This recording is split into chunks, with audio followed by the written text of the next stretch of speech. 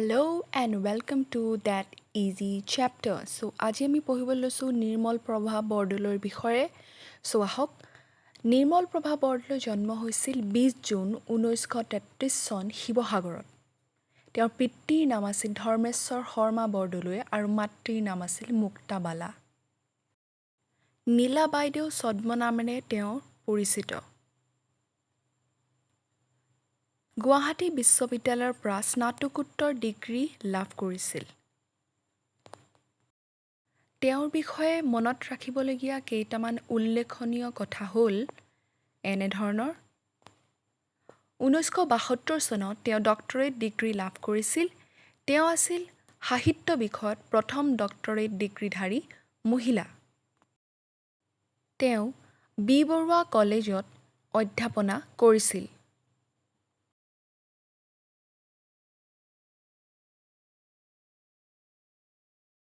ঊনৈছশ 91 চনৰ সাহিত্য সভাৰ দুধনৈ অধিৱেশনৰ তেওঁ সভানেত্ৰী আছিল। তেওঁৰ জন্মদিন 20 জুনটো প্ৰেৰণা দিৱস হিচাপে পালন কৰা হয়।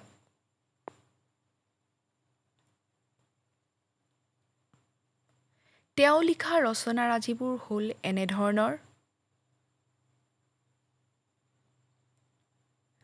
তেওঁ লিখা একমাত্ৰ উপন্যাসৰ নাম হ'ল জলপদ্ম।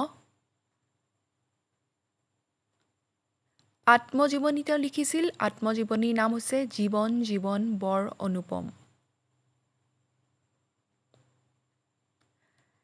গীত পুথিখনৰ নাম হৈছে সুৰুযমুখী। প্ৰথম কবিতা পুথি হ'ল বন ফৰিঙৰ ৰং। গৱেষণা গ্ৰন্থখনৰ নাম হৈছে কবিতাত প্ৰকৃতি।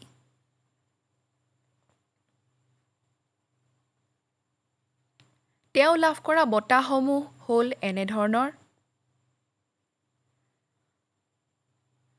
1983 চনত সাহিত্য একাডেমী বঁটা লাভ কৰিছিল সুদীৰ্ঘ দিন আৰু ঋতুৰ বাবে।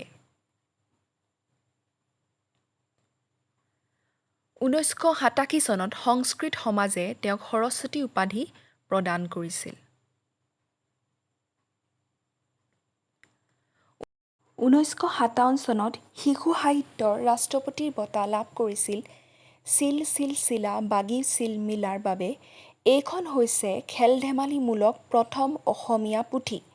তেওঁ দুবাৰ অসম সাহিত্য সভাৰ বঁটা লাভ কৰিছিল।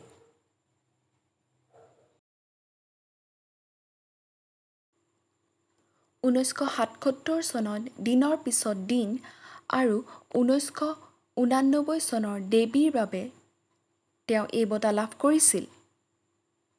দেৱীৰ বাবে তেওঁ দুৰ্গাধৰ বৰকটকী বঁটা লাভ কৰিছিল। 1989 চনত গুৱাহাটী বিশ্ববিদ্যালয়ৰ মঞ্জুৰী আয়োগে ৰাষ্ট্ৰীয় অধ্যাপিকা বঁটা তেওঁক প্ৰদান কৰিছিল।